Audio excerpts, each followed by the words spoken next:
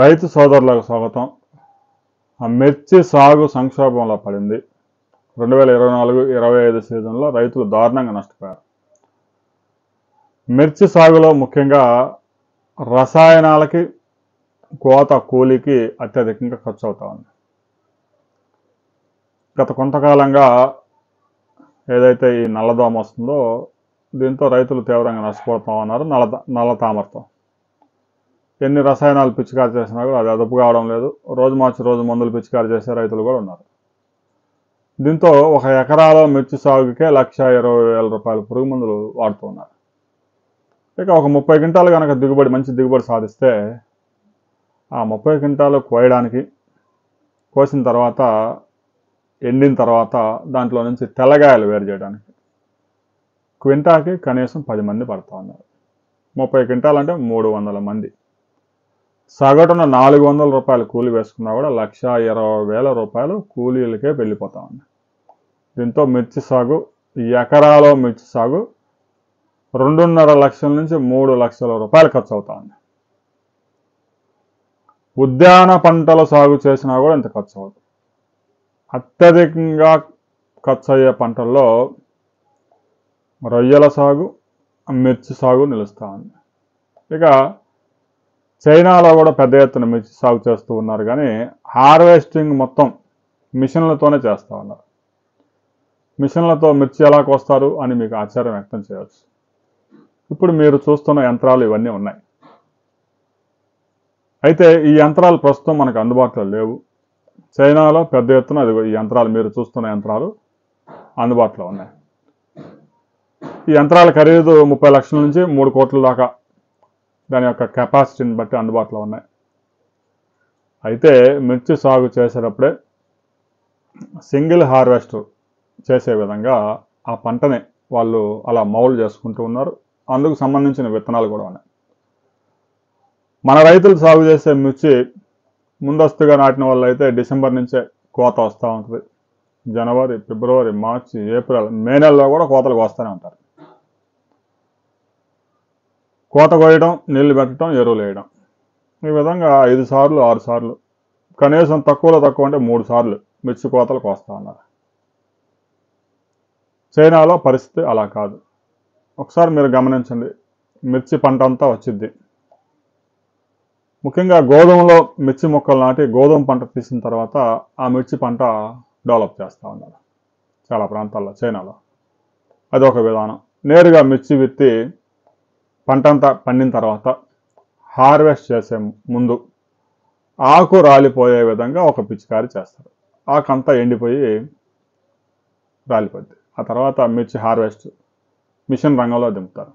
ఒక్కొక్క మిషన్ ఒక రోజులోనే 200 ఎకరాల్లో మిర్చిని హార్వెస్ట్ చేస్తుంది. చెట్లతో సహా ఆ మొక్కల్ని మిషన్లోకి గుంజుకొని మిర్చిని వేరు చేసి ఆ ఏదైతే వేస్ట్ ఉంటుందో దాన్ని పిప్పి చేసి పొలంలో కలిపేస్తాం. ఇక ఆ మిర్చి ఆకుతో పాటు వచ్చిన మిర్చిని ప్రాసెస్ చేయడానికి కూడా ఆ హార్వెస్టర్ అనుకూలంగా ఉంది. ఎక్కడా మిర్చి ఆగమైపోకుండా మిర్చి మొత్తం లారీలోకి డంప్ చేస్తూ ఉన్నారు.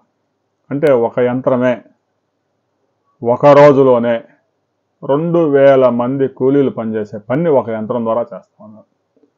అయితే అలాంటి యంత్రాలు భారతదేశంలో కూడా అవసరమే. కానీ చైనాలో 100 ఎకరాలు, 200 ఎకరాలు, 300 ఎకరాలు, 500 ఎకరాలు ఒకే ప్లాటుగా సాగు చేయడం వల్ల అంత పెద్ద యంత్రాలు ఆపరేట్ చేయడం సాధ్యమవుతుంది. భారతదేశంలో అరెకరం నుంచి ఈ ఎకరం, 2 ఎకరాలు, 3 ఎకరాలు, 5 ఎకరాలు, మ్యాక్సిమం అంటే 10 ఎకరాల బిట్టు ఒకటి ఉంటుంది అంతే మిర్చి సాగులో. అంతకంటే పెద్దవి మనం ఊహించలేం. మరి ఈ మన రైతుల దగ్గర ఆ యంత్రాలు ఉపయోగించడం సాధ్యం కాదు. కానీ చిన్న చిన్న యంత్రాలు కూడా అందుబాటులోకి వచ్చాయి. ట్రాక్టర్కి కూడా బిగించుకునే యంత్రాలు కూడా, హార్వెస్టర్లు కూడా అందుబాటులోకి వచ్చాయి. అవి 1,00,000 రూపాయల నుంచి అందుబాటులోకి ఉన్నాయి. 35 హార్స్ పవర్ నుంచి 40 హార్స్ పవర్ ట్రాక్టర్లు కూడా వాటిని మౌల్డ్ చేసుకోవచ్చు. మనం పొలాలు దున్నేటప్పుడు ఎలాగైతే మనకు అవసరమైన పరికరాలను తగిలించుకుంటామో అలాగే తగిలించుకోవచ్చు. రాబోయే రోజుల్లో మిర్చి హార్వెస్టింగ్ కూడా ఇటు ఆంధ్రప్రదేశ్లో కానీ, తెలంగాణలో కానీ, మధ్యప్రదేశ్లో కానీ, కర్ణాటకలో కానీ మిర్చి సాగు చేసే బెల్ట్లో యంత్రాలు రాబోతూ ఉన్నాయి. ఇప్పటికే పచ్చిమిర్చి కోయడానికి కొన్ని యంత్రాలు పనిచేస్తా ఉన్నాయి. రాబోయే కొద్ది రోజుల్లో ఇక మిర్చి కోయడానికి కూడా కూలీలు దొరికే అవకాశం లేదు. యంత్రాలతో కోయడానికి అనుకూలంగా ఉండే మిర్చిని సాగు చేయండి. యంత్రాలు, చిన్న యంత్రాలు కూడా అందుబాటులోకి వచ్చాయి. 3 కోట్లు 4 కోట్లు పెట్టి యంత్రాలు కొనుగోలు చేయలేకపోయినా ఆ యంత్రాలు మన భూముల్లో తిరగవు కాబట్టి, చిన్న ప్లాట్స్ కాబట్టి చిన్న యంత్రాలు ట్రాక్టర్తో ఉపయోగించుకునే హార్వెస్టర్ పనిముట్లు కూడా అందుబాటులోకి వచ్చాయి. రాబోయే రోజుల్లో వీటితో మనం హార్వెస్టింగ్ చేసుకోవాల్సి ఉంటుంది. రైతుకు కూడా ఖర్చు తగ్గుతుంది. 1,20,000 రూపాయల కోత కూలీకే ఖర్చు అవుతుంది. దాంట్లో 1,00,000 రూపాయలు తగ్గి ఒక 20,000 ఖర్చు అవుద్ది. సింగిల్ హార్వెస్ట్ 10 నుంచి 20,000 రూపాయలు ఖర్చు అవుద్ది. ఆ తర్వాత దాంట్లో వేరు చేసుకోవడానికి ఇంకొక 2-3 వేలు ఖర్చు అవుద్ది. మొత్తం మీద హార్వెస్టింగ్ అనే వ్యవహారం 1,20,000 నుంచి 20,000 రూపాయలకి తగ్గిపోయే అవకాశం ఉంది. రాబోయే రోజుల్లో ఈ యంత్రాల మీద ఆంధ్రప్రదేశ్ వ్యవసాయ శాఖ కూడా ఫోకస్ పెట్టాలి.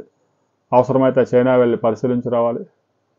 మనకు అవసరమైన మన భూమికి పనికొచ్చే యంత్రాలని ఆంధ్రప్రదేశ్ ప్రభుత్వం రైతు సోదరులకు పరిచయం చేసి ఒకసారి కనుక ఇంట్రడ్యూస్ చేస్తే రాబోయే రోజుల్లో ఆ యంత్రాలు ఆంధ్రప్రదేశ్, తెలంగాణ అన్ని ప్రాంతాల్లో రైతులే స్వయంగా కొనుగోలు చేసుకునే అవకాశం ఉంది.